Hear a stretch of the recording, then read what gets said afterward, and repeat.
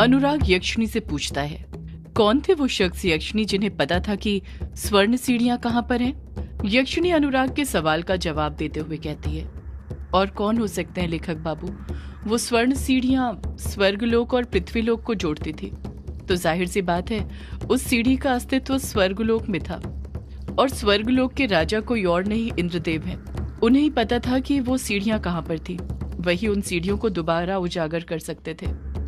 अनुराग हड़बड़ाहट के साथ यक्षिणी से पूछता है, फिर क्या हुआ यक्षिणी? क्या इंद्रदेव ने उन सीढ़ियों को दोबारा उजागर कर दिया रज्जन के लिए? यक्षिणी कुछ सोचते हुए कहती है, रज्जन इंद्रदेव के पास गया तो था लेखक बाबू, पर स्वर्गलोक में क्या हुआ, इंद्रदेव ने उन सीढ़ियों को उजागर किया या नहीं किया, इंद्रदेव रज्जन के बीच क्या बातें हुई, ये सब मुझे नहीं पता। लेकिन इतना कहकर यक्षिणी खुद चुप हो जाती है। अनुराग तुरंत पूछता है, लेकिन क्या यक्षिणी, तुम चुप क्यों हो गई? मुझे सब कुछ बताओ यक्षिणी। यक्षिणी धीरे से किसी सोच में डूबे हुए कहती है, हाँ बता रही हूँ लेखक बाबू, सब कुछ बता रही हूँ। कई सालों बाद मुझे एहसास हुआ था जैसे कोई आकाशीय शक्ति दूसरे लोक से पृथ्वी लोक पर आ रही हो। अनुराग यक्षिणी को एकटक नजर से देखते हुए कहता है, यक्षिणी मतलब तुम ये कहना चाहती हो कि इंद्रदेव ने वो स्वर्ण सीढ़ियां फिर से उजागर की थी रज्जन के लिए, और रज्जन उन सीढ़ियों से पृथ्वी लोक पर आया था? यक्षिणी अनुराग के समक्ष अपनी बातें रखते हुए कहती है, लेखक बाबू वो सीढ़ियां तो उजागर हुई थी, पर उन सीढ़ियों से रज्जन पृथ्वी लोक पर आया था या कोई और आकाशीय शक्ति, ये मैं नहीं कह सकती। मैं तो ये भी पूरी तरह नहीं कह सकती कि उन सीढ़ियों से कोई पृथ्वी लोक पर आया था या नहीं, क्योंकि वो सीढ़ियां ज्यादा वक्त के लिए उजागर नहीं हुई थी, कुछ ही पल के लिए हुई थी, वो भी शाम के वक्त, और रात होते ही गायब हो गई थी। जिस दिन वो स्वर्ण सीढ़ियां उजागर हुई थी उस रात अमावस्या थी, जिस कारण मैं वहां पर जा नहीं पाई, क्योंकि मुझे भोग की तैयारी करनी थी। अनुराग खामोशी के साथ यक्षिणी की सारी बातें सुनते रहता है।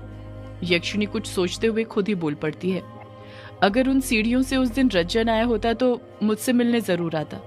आखिर वो मेरे लिए ही तो यक्षिण लोक से पृथ्वी लोक पर आना चाहता था, पर वो मुझसे अभी तक मिला नहीं, इसलिए मुझे लगता है कि रज्जन पृथ्वी लोक आया ही नहीं। अनुराग परेशान होते हुए कहता है, पर यक्षिणी तुमने अभी तो कहा स्वर्ण सीढ़ियां उजागर हुई थी, तो मुझे तो लगता है उससे रज्जन ही आया होगा। आखिर वही तो गया था ना इंद्रदेव के पास स्वर्ण सीढ़ियों की मांग लेकर। यक्षिणी हामी भरते हुए कहती है, हाँ गया था लेखक बाबू, पर मैंने कहा ना आपसे, स्वर्ग लोक में उनके बीच क्या बातें हुई थी ये मुझे नहीं पता। अनुराग को न जाने क्यों ऐसा लगने लग जाता है जैसे यक्षिणी उससे कुछ छुपा रही हो।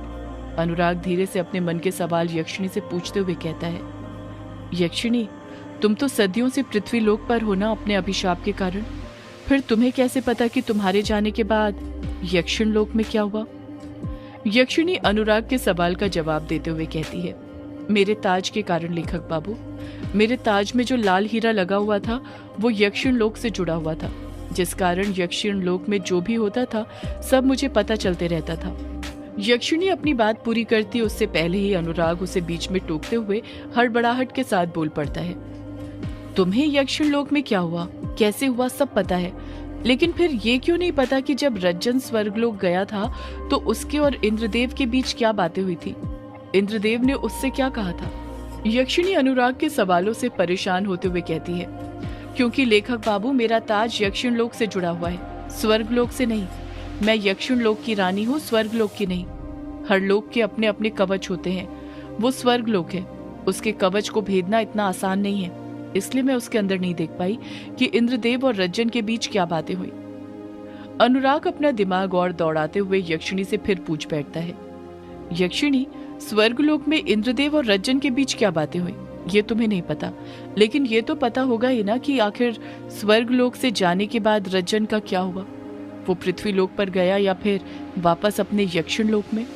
यक्षिणी मायूसी के साथ कहती है, उस दिन के बाद में रज्जन का क्या हुआ छोड़िए लेखक बाबू, मैं तो ये भी नहीं देख पाई कि मेरे यक्षिण लोक का क्या हुआ, वो किस हाल में है? अनुराग हैरानी के साथ पूछता है, क्यों यक्षिणी, ऐसा क्यों?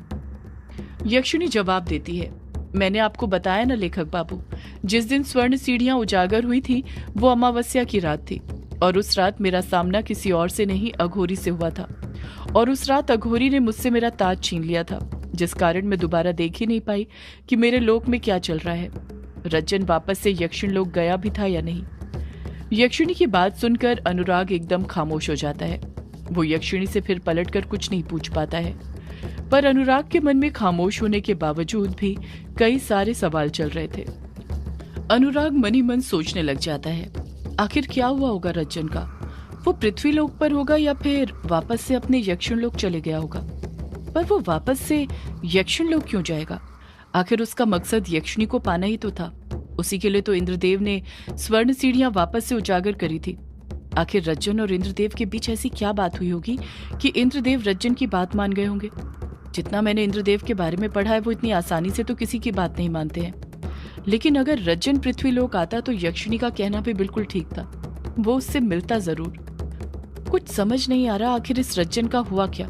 ये है कहां पर? एक ही साथ अनुराग के मन में कई सारे सवाल चलने लग गए थे। इन सब सवालों के बारे में सोचते हुए अनुराग का दिमाग बुरी तरह फंस गया था, इतना ज्यादा कि उसका यक्षिणी पर ध्यान ही नहीं था। अनुराग यक्षिणी से कुछ और पूछता या यक्षिणी अनुराग से कुछ कहती, उससे पहले ही यक्षिणी की नजर खिड़की पर पड़ जाती है और केसरिया आसमान को देखकर वो समझ जाती है कि सूर्य उदय होने वाला था और उसके जाने का वक्त हो गया था।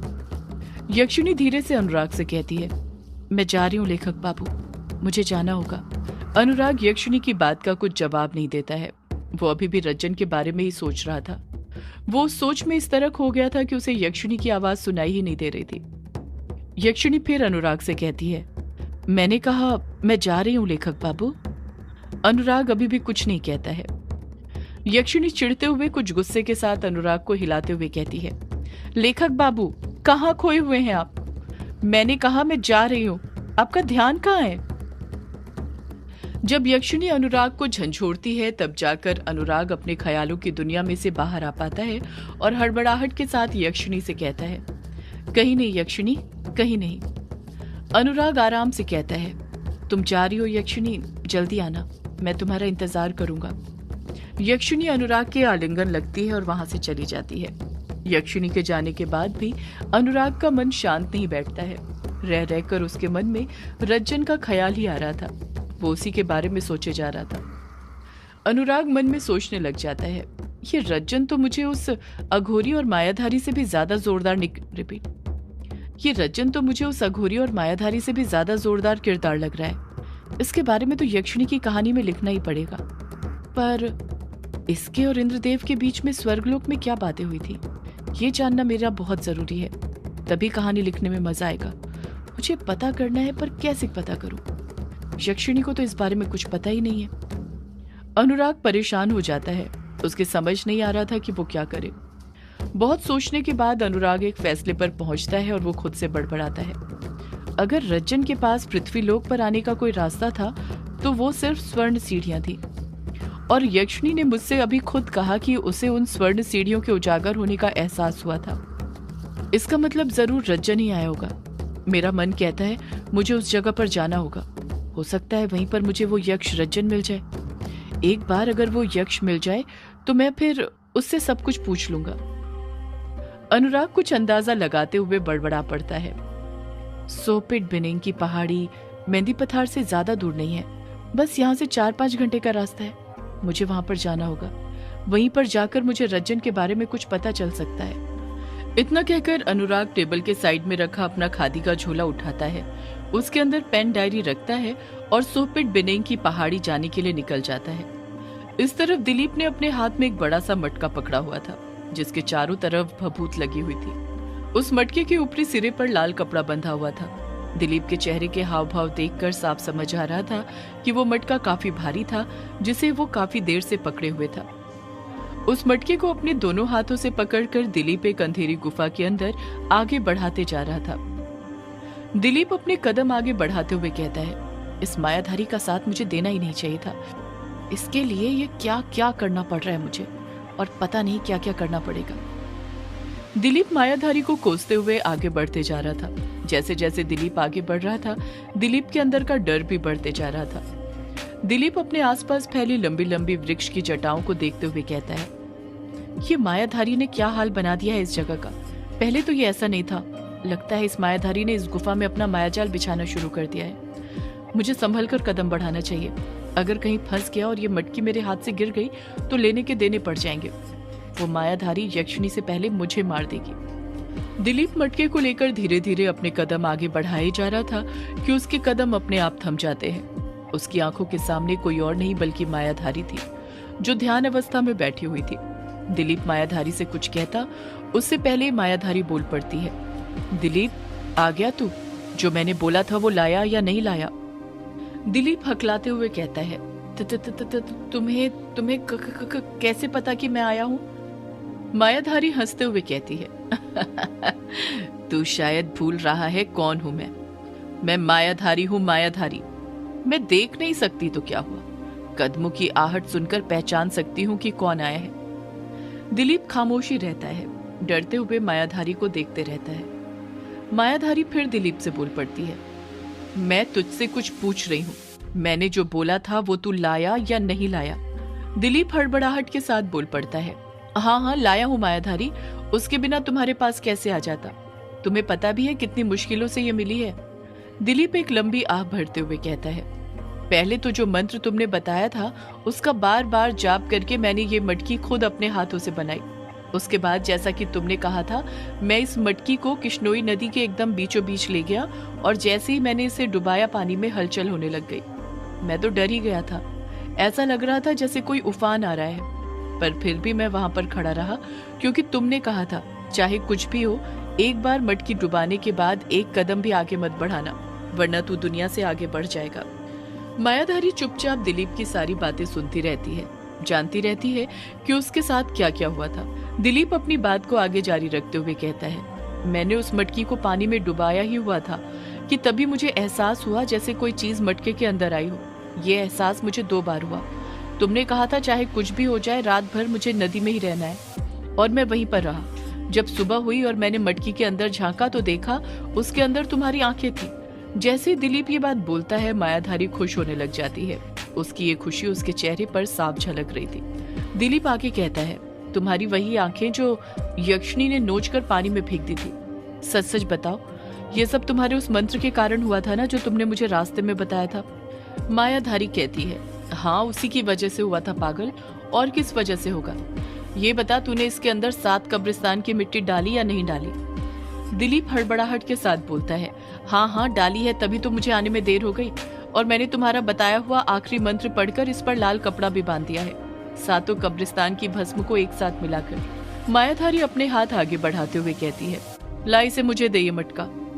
दिलीप वो मटका मायाधारी के हाथ में थमा देता है।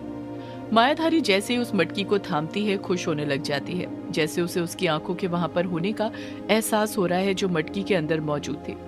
वो अपनी आंखों को महसूस कर पा रही थी। दिलीप हिचकिचाहट के साथ हिम्मत करते हुए कहता है, वैसे तुम इनका करने क्या वाली हो मायाधारी? आगे सुनने के लिए अभी सब्सक्राइब करें इस यूट्यूब चैनल को। यार व्यूज़ तो आता है लेकिन सब्सक्राइब नहीं आता है यार, कर ले प्लीज़ कर ले, क्योंकि अगर आप सब्सक्राइब करेंगे तभी हमको वीडियो डालने का मन होगा और तभी हम डाल पाएंगे। तो कर ले सब्सक्राइब आगे सुनने के लिए।